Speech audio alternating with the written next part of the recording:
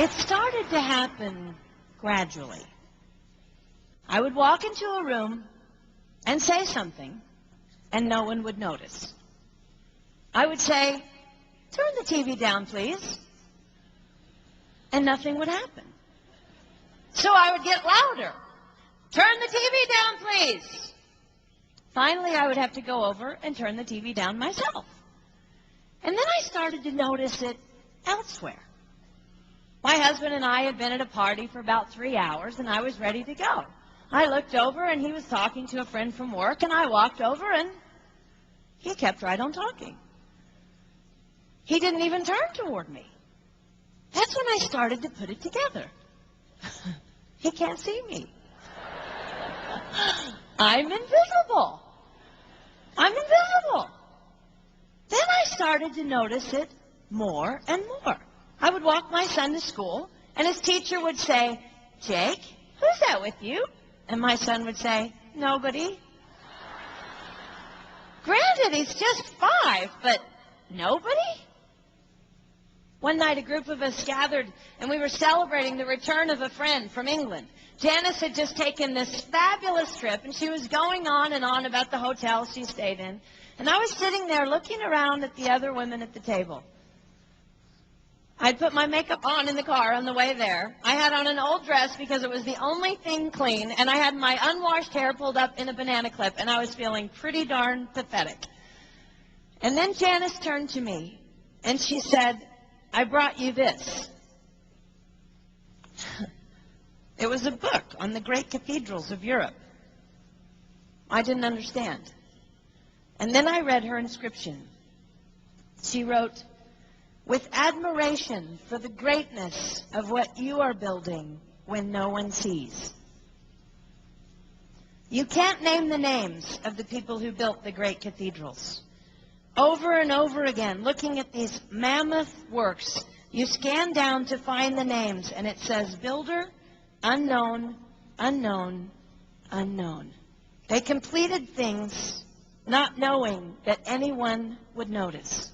There's a story about one of the builders who was carving a tiny bird inside a beam that would be covered over by a roof. And someone came up to him and said, "Why are you spending so much time on something no one will ever see?" And it's reported that the builder replied, "Because God sees." They trusted that God saw everything. They gave their whole lives for a work, a mammoth work, they would never see finished. They showed up day after day. Some of these cathedrals took over 100 years to build. That was more than one working man's lifetime. Day after day.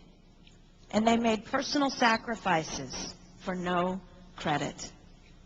Showing up at a job they would never see finished, for a building their name would never be on. One writer even goes so far as to say no great cathedrals will ever be built again because so few people are willing to sacrifice to that degree.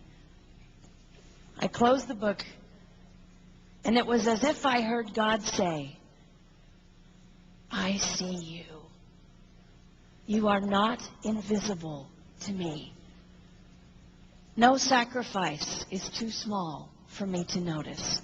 I see every cupcake baked, every sequin sewn on, and I smile over everyone. I see every tear of disappointment when things don't go the way you want them to go. But remember, you are building a great cathedral. It will not be finished in your lifetime, and sadly, you will never get to live there. But if you build it well, I will." At times, my invisibility has felt like an affliction to me. But it is not a disease that is erasing my life. It is the cure for the disease of self-centeredness. It is the antidote to my own pride. It's okay that they don't see. It's okay that they don't know. I don't want my son to tell the friend he's bringing home from college, "You're not going to believe what my mom does. She gets up at 4 in the morning and she bakes pies and hand-bakes a turkey and she presses all the linens." Even if I do all those things. I don't want him to say that. I want him to want to come home. And secondly, I want him to say to his friend, you're going to love it there. It's okay that they don't see. We don't work for them.